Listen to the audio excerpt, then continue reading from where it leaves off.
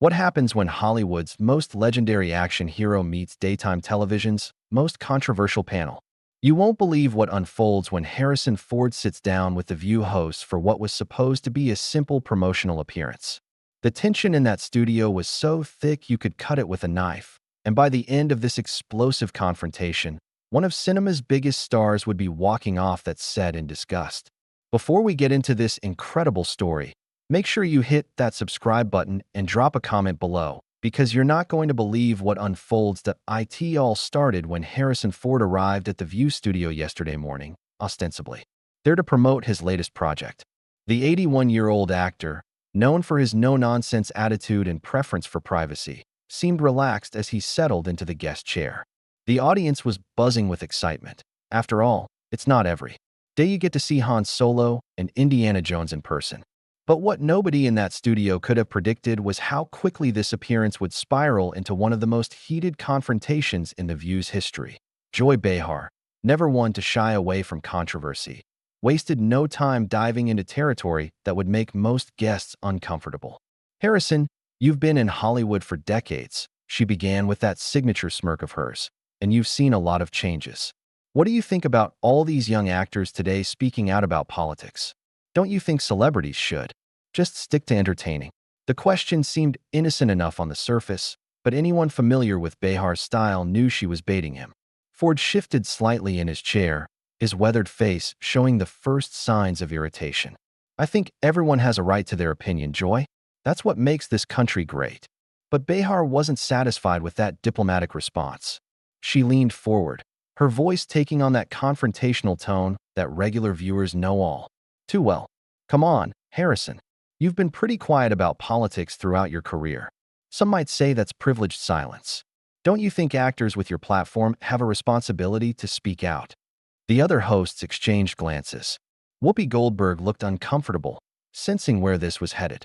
Sarah Haynes tried to interject with a lighter question about Ford's upcoming projects, but Behar bulldozed right through her attempt to redirect. "I mean, let's be honest here," Behar continued, her voice growing more aggressive. "You've made millions playing American heroes on screen. Captain America, if you will. But where's that heroism when it comes to real issues affecting real Americans?" Ford's jaw tightened visibly. Those who know him well understand that he's not someone who appreciates being cornered or lectured, especially on live television. "I've always believed actions speak louder than words, Joy. I've supported various causes throughout my career, just not always publicly." "Oh, so you're one of those quiet philanthropists," Behar shot back with air quotes, her tone dripping with sarcasm. "How convenient. You get to keep your reputation clean while staying above the fray." The audience was starting to feel the tension. What had begun as celebrity banter was clearly becoming something much more uncomfortable. Ford's publicist, sitting in the wings, was visibly concerned, whispering urgently to a producer. Alyssa Farah Griffin, sensing the mounting tension, attempted to steer the conversation back to safer ground. "Harrison, can we talk about your experience working with younger actors? You've been a mentor to so many." But Joy Behar wasn't about to let go of her attack. Wait. I'm not done here. "Harrison, you've been in this business long enough to see how it really works. You've worked with Harvey Weinstein. You've been part of the old boys club. Don't you think it's time for some accountability?" The studio fell silent. Even the camera operators seemed to sense they were witnessing something extraordinary. Ford's face had gone from irritated to genuinely angry. His hands, which had been casually resting on the chair arms, were now gripping them tightly. "I think you're way out of line, Joy," Ford said, his voice low but filled with barely contained fury. "You don't know what you're talking about, and you're making assumptions about my character and my career that are completely unfounded." But Behar, emboldened by what she perceived as a moment of television gold, pressed harder. "Am I, though? I mean, you've been silent about so many issues. The hashtag #MeToo movement, political corruption, social justice. For someone who's played so many heroes, you've been pretty absent when real heroism was needed." The other hosts were now clearly uncomfortable. Whoopi was shaking her head, obviously wanting to move on. Sarah Haynes was looking between Ford and Behar like she was watching a car crash in slow motion. Even Sunny Hostin, usually quick to pile on with controversial takes, seemed to realize this had gone too far. Ford leaned forward, his famous intensity now fully on display. You know what? Joy. You sit here every day throwing stones at people from your glass house. You want to talk about accountability? How about the accountability of journalists who ambush guests with accusations instead of asking real questions? Ambush. Behar laughed, but it was a nervous laugh. This is called journalism, Harrison. This is what real questions look like, not the softball interviews you're used to. The tension in the studio was now palpable. Ford's face was flushed, his breathing had quickened, and it was clear to everyone present that this Hollywood legend was reaching his breaking point. The other hosts were frantically trying to signal to producers, but the cameras kept rolling, capturing every moment of this rapidly escalating confrontation. Real questions? Ford repeated, his voice rising. You call character assassination. Real questions? You call making baseless accusations about someone's integrity journalism. The audience was completely silent now, hanging on every word. This wasn't the entertaining celebrity chat they'd expected when they'd gotten their tickets. This was something far more raw and uncomfortable. Behar, perhaps realizing she'd pushed too far, but unable to back down on live television, doubled down. I'm asking the questions that need to be asked, Harrison. If you can't handle that, maybe you shouldn't be doing interviews. And that's when Harrison Ford's legendary composure finally cracked completely, setting the stage for what would become one of the most explosive moments in daytime television history. You know what, Joy? Ford's voice cut through the studio like a blade, his tone now ice-cold and dangerous. I've been in this business for 50 years, and I've dealt with my share of difficult people. But you're something else entirely. The studio atmosphere shifted dramatically. Every person in that room could feel the electricity in the air. Ford wasn't just angry anymore. He was furious in a way that made everyone present understand why he'd been so convincing playing characters who could be genuinely intimidating. Behar, for the first time since the interview began, looked genuinely taken aback. But her ego wouldn't let her retreat. Excuse me? I'm just doing my job, Harrison. If you can't handle tough questions, Ford interrupted, his voice rising to a level that made the studio audience visibly uncomfortable. You think ambushing someone with character assassination is tough journalism? You think making baseless accusations about someone's integrity is professional? The other hosts were now in full panic mode. Whoopi Goldberg was frantically gesturing to the producers off camera, clearly wanting to cut to commercial. Sarah Haynes had her hands pressed to her chest, looking like she might have a panic attack.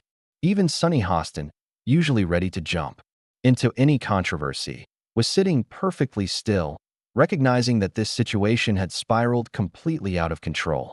But the cameras kept rolling, and Joy Behar, perhaps driven by some combination of professional pride and personal stubbornness, refused to back down. Harrison, you're being overly sensitive. These are legitimate questions about accountability. In Hollywood, accountability? Ford's laugh was bitter and harsh. You want to talk about accountability? How about the accountability of so-called journalists who destroy people's reputations based on nothing but speculation and innuendo? The audience was completely silent now, watching this legendary actor unleash decades of pent-up frustration. With the media, this wasn't the charming, slightly gruff Harrison Ford they'd expected. This was a man who had clearly reached his absolute limit. I've never claimed to be perfect, Ford continued, his voice shaking with anger. But I've spent my entire career trying to be a decent person, trying to do right by the people I work with, trying to use whatever influence I have for good. And you sit here and try to tear that down based on what? Your assumptions?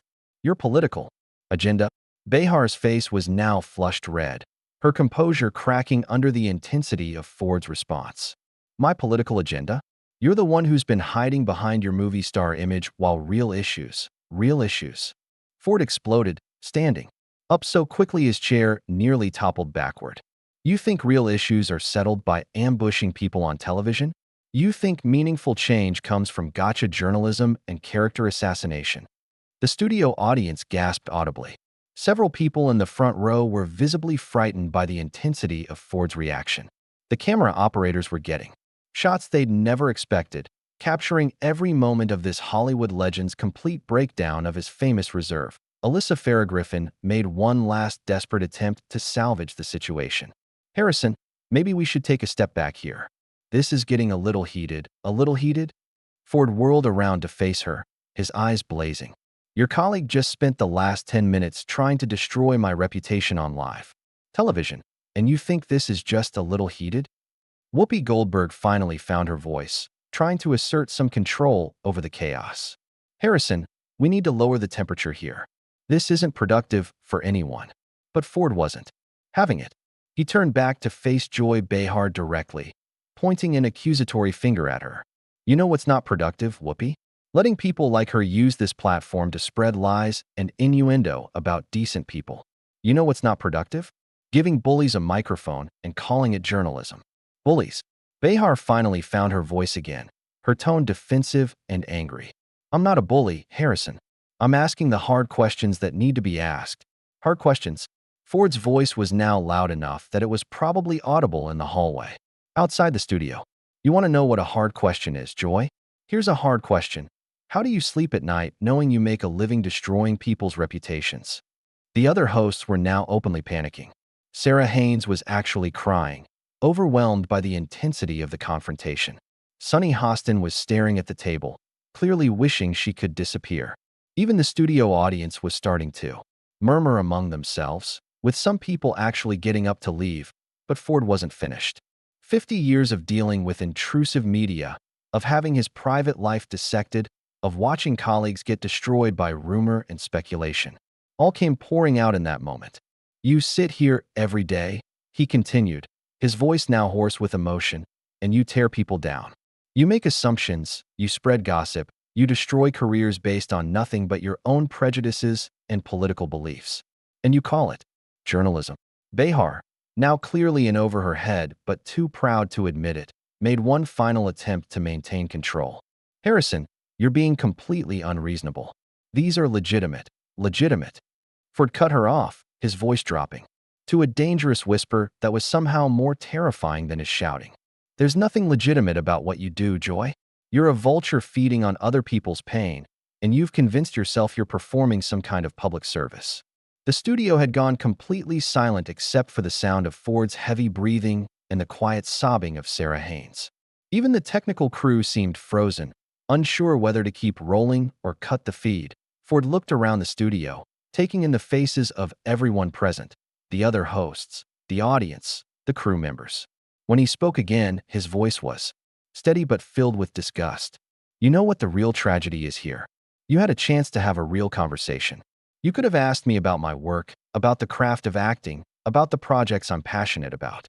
Instead, you chose to turn this into a character assassination. He turned back to Joy Behar one final time, his weathered face a mask of contempt. And you wonder why so many people in this business refuse to do interviews anymore. You wonder why celebrities don't want to engage with the media. This is why, Joy. This is exactly why. The tension in the studio had reached a breaking point. Ford was clearly fighting to maintain whatever composure he had left, while Behar sat in stunned silence, finally realizing that her aggressive tactics had backfired spectacularly. The other hosts looked like they wanted to crawl under the table and disappear. What happened next would go down in television history as one of the most dramatic exits ever captured on live television. Ford took a deep breath, his chest rising and falling as he struggled to contain the rage that had been building throughout this disastrous interview. When he looked back at Joy Behar, his expression had shifted from fury to something far more dangerous, cold, calculated disgust. You know what, Joy? He said, his voice now eerily calm. I've wasted enough of my time here. I came on this show as a courtesy, to talk about my work, to connect with fans. But you've made it clear that's not what you're interested in. He began removing his microphone, his movements deliberate and final. The small action sent shockwaves through the studio. Everyone understood what was happening. Harrison Ford, one of the biggest movie stars in the world, was about to walk out on live television. Harrison, please, Whoopi Goldberg pleaded desperately. Let's just take a breath here. We can start over. Start over? Ford's laugh was bitter as he tossed his microphone onto the coffee table with a sharp clatter. There's no starting over from this, Whoopi. Your colleague just spent the last 15 minutes trying to destroy my reputation, and you all just sat there and let it happen. The studio audience was now in complete chaos. Some people were standing up, trying to get a better view. Others were covering their mouths in shock. A few were actually applauding. Whether for Ford's defense of himself or for the sheer drama of the moment was unclear. Sarah Haynes, tears still streaming down her face, made one last desperate attempt. Harrison, we're sorry if things got out of hand. Maybe we can, out of hand. Ford interrupted, his voice rising again. This wasn't some accidental escalation, Sarah. This was a deliberate ambush. Your colleague came into this interview with an agenda, and you all knew it. Joy Behar, who had been sitting in stunned silence for the past few minutes, finally found her voice. But instead of apologizing or backing down, she doubled down one final time. Harrison, you're being dramatic. This is what interviews look like when someone asks real questions instead of just promoting your movie. The effect of her words was immediate and devastating. Ford stopped moving toward the exit and turned back to face her, his expression now genuinely frightening. Real questions? He repeated, his voice barely above a whisper, but carrying clearly throughout the silent studio. You think destroying someone's character on live television is asking real questions? He walked back toward the desk, and for a moment, everyone in the studio, hosts, audience, crew, seemed to hold their breath. Ford leaned down, bringing his face closer to Behar's, his voice low and intense. Let me tell you what real questions look like, Joy. Real questions are about craft, about experience, about the work itself. Real questions show curiosity about another person's perspective. Real questions come from a place of genuine interest, not from a desire to create controversy. For ratings, Behar tried to respond, but Ford held up a hand, cutting her off. What you did here today wasn't journalism. It was character assassination disguised as journalism. And the fact that you can't see the difference is exactly what's wrong with this business. He straightened up, looking around the studio one final time. When he spoke again, his voice carried the weight of 5 decades in Hollywood, of countless interviews, of years of dealing with media intrusion. I've been in this business since before some of you were born. I've seen it change, I've seen it evolve, and I've seen it deteriorate. But I've never seen anything quite like what happened here today. The cameras were still rolling, capturing every word, every gesture. This wasn't just a celebrity meltdown. This was a moment of genuine human dignity asserting itself against manufactured controversy. You had a chance to have a real conversation with someone who's been doing this work for half a century. You could have asked about the evolution of filmmaking, about working with different directors, about the challenges of staying relevant in a changing industry. Instead, you chose to turn this into a hit piece. Ford's voice grew stronger, more passionate. And you know what's really sad? There are millions of people watching this who deserve better. They deserve real conversations, real insights, real content. Instead, they get this manufactured drama. He looked directly at Joy Behar one final time. I hope this was worth it. Joy, I hope the ratings boost you'll get from this train wreck was worth destroying whatever credibility you had left. Behar's face was now completely red, her composure entirely shattered. You can't talk to me like that, she managed to stammer. You can't come on my show and your show? Ford's interruption was sharp and final. This isn't your show, Joy. This is supposed to be a platform for meaningful conversation. But you've turned it into a circus, and I refuse to be part of it. With that, Harrison Ford turned and walked toward the studio exit. But he wasn't finished. About halfway to the door, he stopped and turned back to face the cameras directly. To everyone watching at home, he said, his voice now calm but carrying immense authority. This is what passes for journalism in some circles today. This is what happens when ego and agenda matter more than truth and respect. He paused, letting his words sink in. The studio was so quiet you could hear a pin drop. I've had the privilege of working with some of the most talented people in the entertainment industry. I've had the honor of bringing characters to life that have meant something to people. But I will not sit here and let someone attack my character and my integrity for the sake of ratings. With that final statement, Harrison Ford walked out of the View studio, leaving behind a panel of hosts in complete disarray and an audience that had just witnessed television history. The cameras kept rolling for several more seconds, capturing the stunned faces of the remaining hosts. Joy Behar sat frozen, staring at the empty chair where Ford had been sitting. Whoopi Goldberg was shaking her head in disbelief. Sarah Haynes was still crying. Sunny Hostin looked like she wished she could disappear entirely. Finally, Whoopi managed to find her voice. "We'll be right back," she said weakly, and the show cut to commercial, but the damage was done. In less than 30 minutes, what should have been a standard promotional interview had become one of the most explosive confrontations in daytime television history. Harrison Ford had walked out, but in doing so, he had delivered a masterclass in dignity, self-respect, and the courage to stand up against manufactured controversy. The video would go viral within hours, with millions of people praising Ford for his principled stand against what many saw as the worst tendencies in modern media. Behar's aggressive tactics had backfired spectacularly, and The View would be dealing with the fallout for months to come. This was the moment when one of Hollywood's greatest legends proved that sometimes the most powerful thing you can do is simply refuse to participate in someone else's circus. Harrison Ford had entered that studio as a guest, but he left as something far more significant, a symbol of dignity in an industry that too often rewards the opposite.